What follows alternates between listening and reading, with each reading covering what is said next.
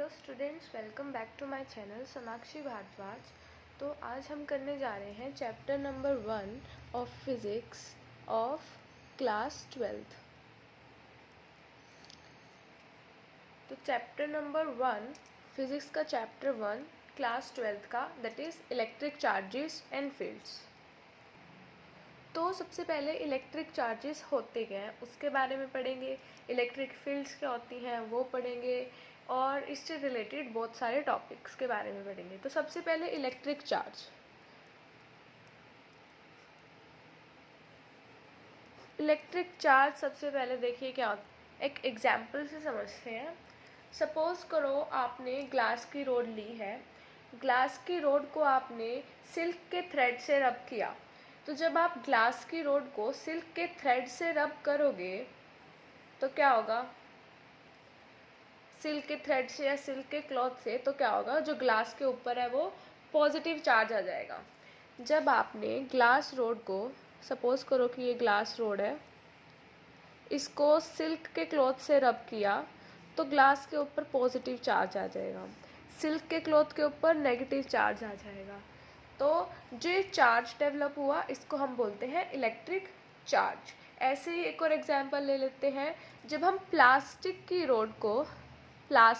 Road को silk के साथ रब करेंगे तो हमारे पास प्लास्टिक के ऊपर नेगेटिव चार्ज आ जाएगा, प्लास्टिक के ऊपर नेगेटिव चार्ज आ जाएगा और सिल्क के ऊपर क्या आ जाएगा, positive charge.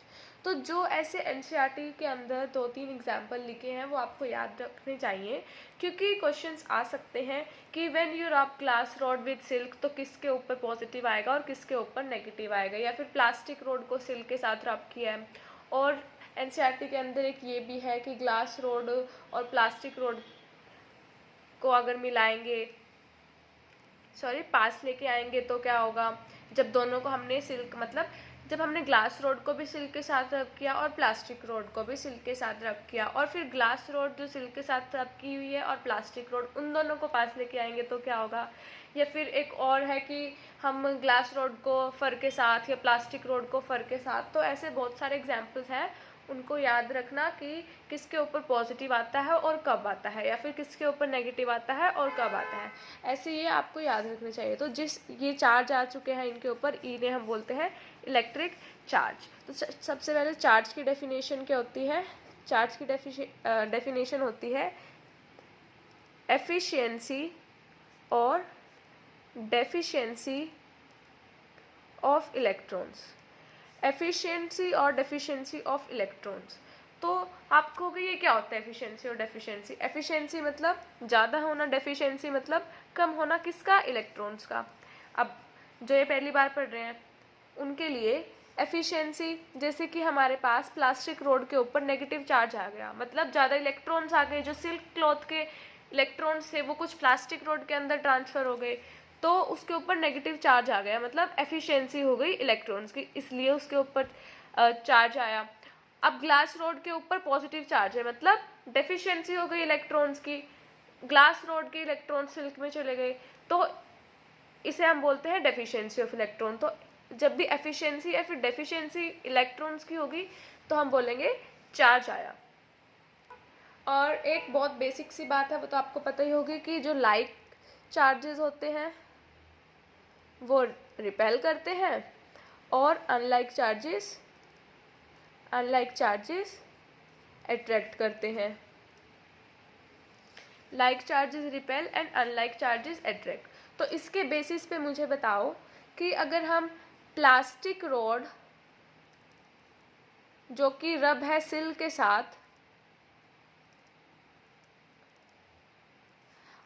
And glass rod also rub with silk,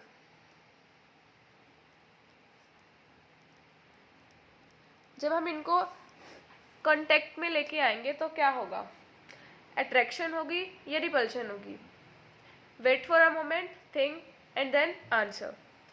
okay, तो प्लास्टिक रोड जब हम सिल्क के साथ रब किया था तो हमारे पास नेगेटिव चार्ज आया था, और ग्लास रोड को जब सिल्क के साथ रब किया था पॉजिटिव चार्ज आया, तो मतलब इधर नेगेटिव है और इधर पॉजिटिव है, तो क्या होगी, अट्रैक्शन। अगर हम दोनों ही प्लास्टिक रोड ले लें या दोनों ही ग्लास रोड ले लें तो सेम सेम चार्जेस आ जाएंगे, मतलब रिपल्शन होगी। ओके, तो इसके बाद हमारे पास है gold leaf electroscope.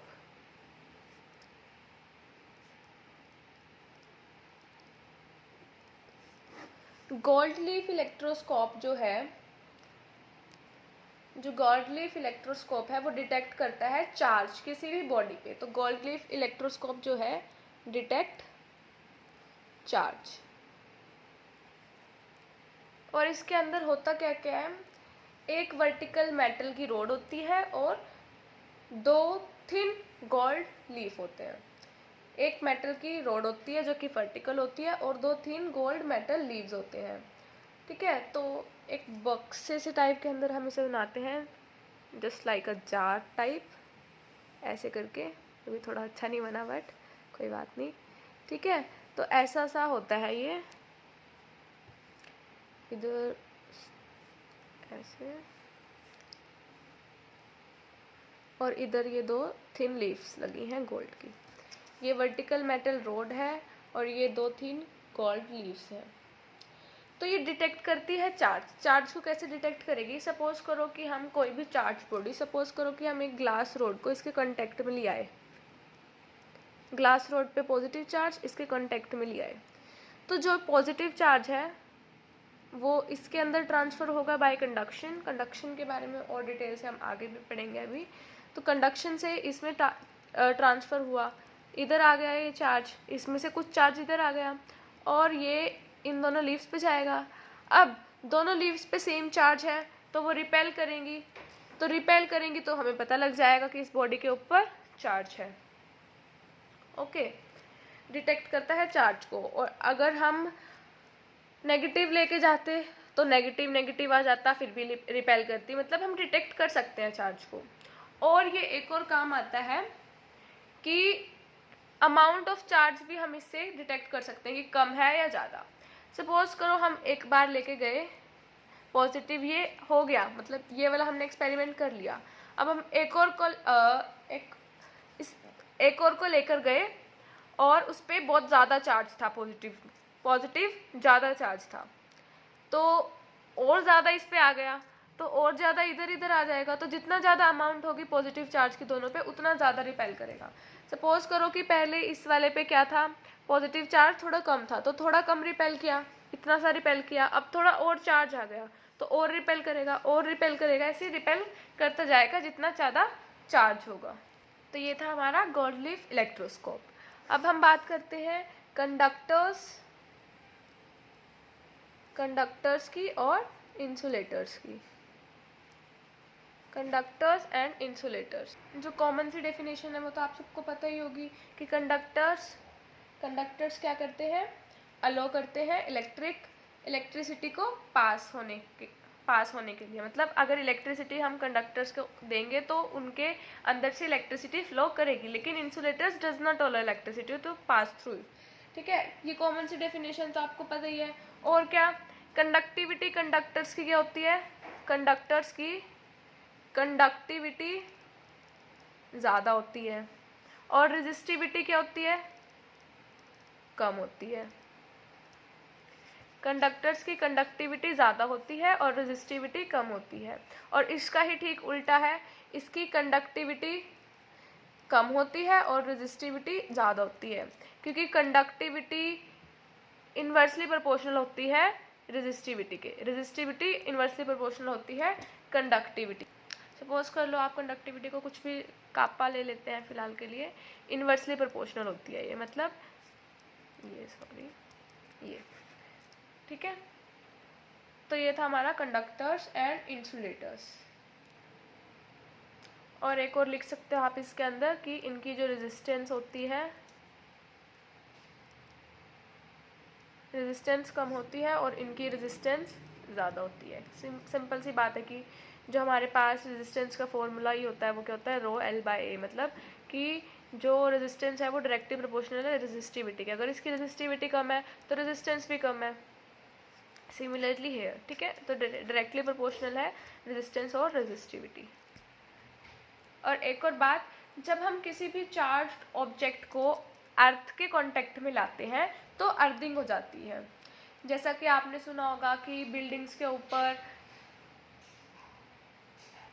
Safety purposes के लिए लगाए जाते हैं, ताकि जब लाइटनिंग होती है तब बिल्डिंग्स को या किसी को कोई नुकसान ना पहुँचे, तो हम उनके ऊपर लगाते हैं, क्या लगाते हैं, इंसुलेटर्स लगाते हैं। तो इंसुलेटर्स वो अर्थिंग, जो सपोज करो कि ये बिल्डिंग है, इसके ऊपर हमने लगा रखा है, तो जब भी लाइटनिंग इसके ऊपर पड़ेगी, अगर ये ना होता तो बिल्डिंग गई काम से। अब है तो जो ये है ये अर्थ के कांटेक्ट में है, तो ये जो लाइटनिंग इस पे पड़ेगी, उसकी वजह से जो चार्ज इस पे डेवलप होगा वो अर्थ के कांटेक्ट में होने की वजह से क्या हो जाएगा, अर्थिंग हो जाएगी उसकी, मतलब अर्थिंग हो जाएगी उसकी, मतलब जो चार्ज है वो अर्थ के अंदर चला जाएगा और बिल्डिंग को कुछ नहीं होगा। तो रिपीट कर देती हूँ, अगर इस बिल्डिंग के ऊपर लाइटनिंग गिरती, गई काम से बिल्डिंग, लेकिन अब हमने इसके ऊपर क्या लगा दिया, कंडक्टर। शायद मैंने पहले इंसुलेटर बोल दिया था, बट कंडक्टर लगाते हैं क्योंकि इंसुलेटर्स के अंदर से तो इलेक्ट्रिसिटी पास होती ही नहीं है, कंडक्टर्स के अंदर से होती है। तो कंडक्टर्स के ऊपर जब हमने लगा दिया, तो इसके ऊपर जब ये बिजली गिरेगी, लाइटनिंग होगी, तो वो अर्थिंग हो जाएगी उसकी और बिल्डिंग को कोई नुकसान नहीं होगा। तो यहाँ तक हमने पढ़ लिया। अभी तक हम क्या पढ़ चुके हैं, इलेक्ट्रिक चार्ज के बारे में, चार्ज डेफिशिएंसी और एफिशिएंसी ऑफ इलेक्ट्रॉन होता है, लाइक चार्ज रिपेल करते हैं, अनलाइक चार्जेस अट्रैक्ट करते हैं। और ये एग्जाम्पल्स ज़रूर याद करने, जो भी एनसीईआरटी के अंदर है वो सारे याद करना। और गोल्ड लीफ इलेक्ट्रोस्कोप के बारे में हमने पढ़ा, कंडक्टर्स एंड इंसुलेटर्स के बारे में हमने पढ़ लिया। तो नेक्स्ट वीडियो में हम पढ़ेंगे चार्जिंग के methods, charging by induction, charging by induction and conduction, और फिर फर्दर इस चैप्टर को स्टडी करेंगे। तब तक के लिए बाय। और अगर आपको समझ आया है तो चैनल को सब्सक्राइब कर दो और वीडियो को लाइक कर दो और अपने फ्रेंड्स के साथ शेयर कर दो। Okay guys, bye students.